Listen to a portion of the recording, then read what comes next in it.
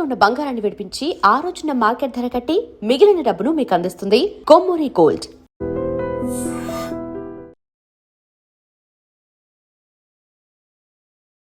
నమస్కారం, welcome to I dream. ధర్మ మార్గం విత్ విజిత కార్యక్రమానికి స్వాగతం.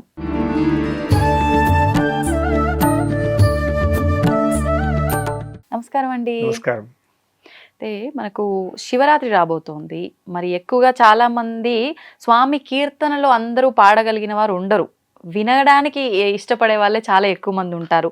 శివరాత్రి అంటే మరి జాగరణ, రాత్రంతా స్వామి కీర్తనలు భజనలతో కాలం గడిపేవారు చాలా మంది ఉంటారు. మీరు రాధాకృష్ణ శర్మ గారు అనగానే కీర్తనలకి పెట్టింది పేరు. మరి కీర్తనలు లేకుంటే ఎలా అండి? స్వామి కీర్తనలు ఏవైనా మా అందరి కోసం. తప్పకుండా. జగత్తులో శ్రవణమే ముందు చెప్పారు. శ్రవణం అంటే వినడము తెలిస్తే అన్ని వస్తాయండి. వినడం రావాలి. నెక్స్ట్ కీర్తనం అంటే ముందు వినండి, తర్వాత అనండి అంటారు. కనుక శివుడి గురించి అనేకమైనటువంటి గొప్ప గొప్ప కీర్తనలు మహాత్ములు అందరూ రాశారు. అందులో ఒక మహాత్ముడు, ఆయన పేరు విశ్వనాథ శర్మ గారు, అప్పాల విశ్వనాథ శర్మ గారు.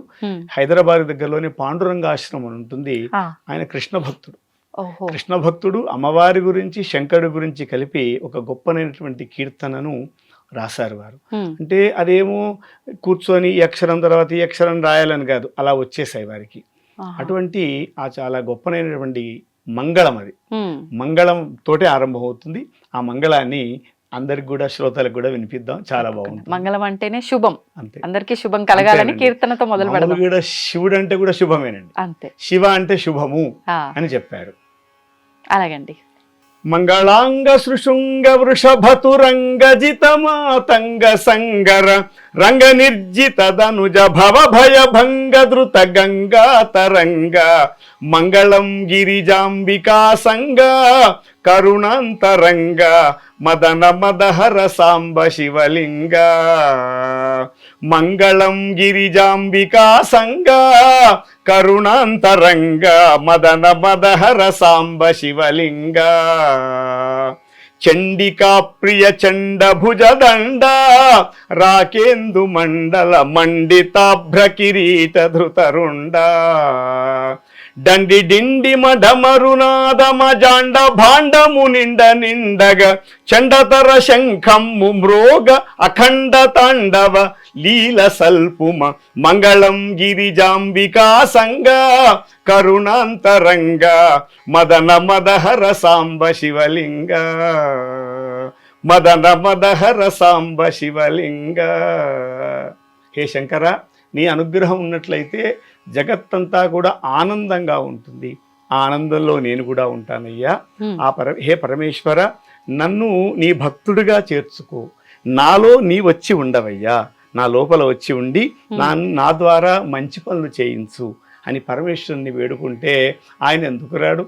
ఇక్కడే ఉంటాడు, అందరిలో ఉంటాడు. దానికి ద్రవ్యం అవసరం లేదు, డబ్బు అసలే అవసరం లేదు, ప్రతిదానికి డబ్బు అవసరం లేదు. డబ్బు కావాలి కానీ ప్రతిదానికి భగవన్ నామం కావాలి. మనము ఒక చిన్న శిశువునైనా కూడా కఠినంగా గట్టిగా అంటే ఏడుస్తాడు, వాడికి ఏం తెలియదు, కానీ ఆ మనసులో ఉండి వెళ్ళినటువంటి మాట కఠినంగా వెళ్ళిందని తెలుస్తుంది. అలాగే నానా చిన్న అనగానే వాడు ఆనందపడతాడు, నవ్వుతూ ఉంటాడు. చిన్న శిశువు గట్టిగా అంటే అమ్మాయి కూడా అంతే ఏడుస్తుంది. ఎలా తెలుస్తుంది? శబ్దం యొక్క మహిమ. కనుక ఆ పరమేశ్వరుణ్ణి మనము కీర్తించడానికి అనేకమైనటువంటి స్తోత్రాలు, ఆదిశంకరులు చేసినటువంటి అనేక స్తోత్రాలు ఉన్నాయి. ఆయన చేసినటువంటి స్తోత్రంలో శివ పంచాక్షరి నక్షత్రమాల స్తోత్రం మొత్తం కూడా 27 శ్లోకాలు చేశారు. దాని పేరే నక్షత్రమాల. నక్షత్రాలు 27 అని చెప్తాం కదా, ఆ 27 నక్షత్రములతో కూడినటువంటి ఒక మాల. దాంట్లోనే 27కి ఒక్కొక్క నక్షత్రానికి 4 పాదాలు ఉంటాయి. ఆ 4 పాదాలలో ఒక శ్లోకాన్ని చెప్పి ఆ శ్లోకము చివర నమశివాయ అనే ఒక మంత్రాన్ని చేర్చి ఆయన శివుడి యొక్క గొప్పతనానంతా కూడా చెప్పాడు. శూలినే నమో నమః కపాలినే నమః శివాయ శ్రీమదాత్మనే గుణైక సింధవే నమః శివాయ ఏకబిల్వ దానతోపి తోషిణే నమః శివాయ అంటూ పరమేశ్వరుడు అనేక రకాలుగా స్తోత్రం చేశారు. కనుక స్తోత్రం చాలా గొప్పది. భజన గొప్పది, రాగం తెలియదు, ఏం తెలియకపోయినా సరే నమశివాయ నమశివాయ, మహాదేవ మహాదేవ, మృత్యుంజయాపాహి మృత్యుంజయాపాహి అని చెప్పినా కూడా భగవంతుడు అనుగ్రహిస్తాడు. కానీ దానికి కొంచెం లయ శృతి కలుపుకుంటే ఆనందంగా ఉంటుంది. కనుక పరమేశ్వరుడి వైభవం ఒక మన నోటి నుండి వచ్చేటువంటి ఒక మంత్రము, ఆ నామ జపము ద్వారా పరమేశ్వరుడు తొందరగా స్వీకరిస్తాడని పెద్దవాళ్ళు చెప్పారు.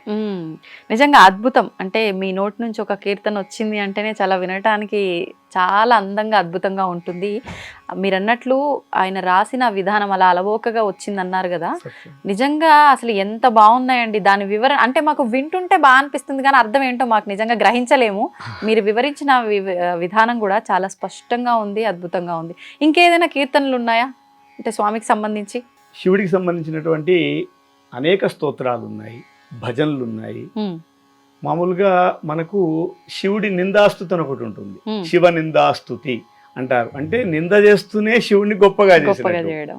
దానికి ఏమయా సాంబ శివ శివ కైలాసవాస, ఏమయా సాంబ శివ శివ, ఏమయా స్వామి సొమ్ములేమి లేకపోయనా, ఏమయా స్వామి సొమ్ములేమి లేకపోయనా, పాములను ధరించుటేమి పాపమో శివ శివ. హే శివ, నీ దగ్గర సొమ్ములు లేవయ్యా, ఈ పాములు ఎందుకు ధరించావయ్యా శివ అంటూ ఆయనను నింద చేస్తూనే గొప్పగా చేయడం, ఎంత గొప్పగా చేయడం. అలాగే అందలములు పల్లకీలు అశ్వములును గలవు నీకు, అందములు అంటారండి, నీకు అన్నీ ఉన్నాయి, అశ్వాలు ఉన్నాయి, బండ్లు ఉన్నాయి, ఓడలు ఉన్నాయి, మేడలు ఉన్నాయి. ఎద్దు నెక్కి తిరుగు సుఖమదేమయా శివ శివ, ముస్సలెద్దు నెక్కి తిరుగుతావేంటయ్యా శివ. ఇది నింద, నీకు అన్ని ఉన్నాయని గొప్పగా చెప్తున్నారు. మళ్ళీ నింద, ఇది నిందాస్తుతి అంటారు. అలా అనేక స్తోత్రాలు, పాటలు, భజనలు మహాత్ములు రచించినటువంటివి. ఆదిశంకరులు చేసినటువంటివన్నీ కూడా సంస్కృతంలోనే ఉంటాయి. ఆ సంస్కృతంలోనే శివపంచాక్షరి నక్షత్రమాలలో ఒక 2 శ్లోకాలు తీసుకుందాం. సర్వమంగళా కుచాగ్ర శాయినే నమః శివాయ, సర్వదేవతా గణాతిశాయినే నమః శివాయ, పూర్వదేవనాశ సంవిధాయినే నమః శివాయ, సర్వమన్మనోజభంగదాయినే నమః శివాయ, స్తోక భక్తి తోపి భక్త పోషిణే నమః శివాయ, మాకరందసార వర్ష భాషిణే నమః శివాయ, ఏక బిల్వదాన తోపి తోషిణే నమః శివాయ, నైక జన్మ పాపజాల శోషిణే నమః శివాయ, సర్వజీవ రక్షణైకశీలినే నమః శివాయ, పార్వతీ ప్రియాయ భక్త పాలినే నమః శివాయ, దుర్విదగ్ధ దైత్య సైన్యధారిణే నమః శివాయ, శర్వరీశ దారిణే కపాలినే నమః శివాయ, పాహి మాముమా మనోజ్ఞ దేహతే నమః శివాయ, దేహి మే వరం సితాద్రిగేహతే నమః శివాయ, మోహితర్షికామినీ సమూహతే నమః శివాయ, స్వేహిత ప్రసన్న కామదోహతే నమః శివాయ. ఇలా అంటూ 27 శ్లోకాలు చెప్పారు. అది పాడుతూ ఉంటే పక్కకు ఒక లయ హార్మోనియం కానీ, వైలిన్ కానీ, ఒక తబల కానీ 2 ఉంటే అద్భుతంగా ఆనందపడిపోయి మొత్తం మర్చిపోతామని. నిజం చెప్తున్నా అండి, నాకైతే ఇప్పుడు మహాశివరాత్రి పర్వదినం నేను జాగరణలో ఉండి స్వామి పాటలు వింటున్నామనేమో అన్న ఫీలింగ్ వచ్చింది. నిజంగా ఒళ్ళు పులకరించిపోద్ది అంటారు కదా, ఆ భావన వచ్చింది నిజంగా వింటుంటే. అద్భుతం అండి, అద్భుతంగా పాడారు. నిజంగా చాలా సంతోషంగా ఉంది, ఇంకా మాటలు లేవు అంత మంచి శ్లోకం విన్న తర్వాత. ధన్యవాదాలండి. నమస్కారం. నమస్కారం. మహాదేవ్.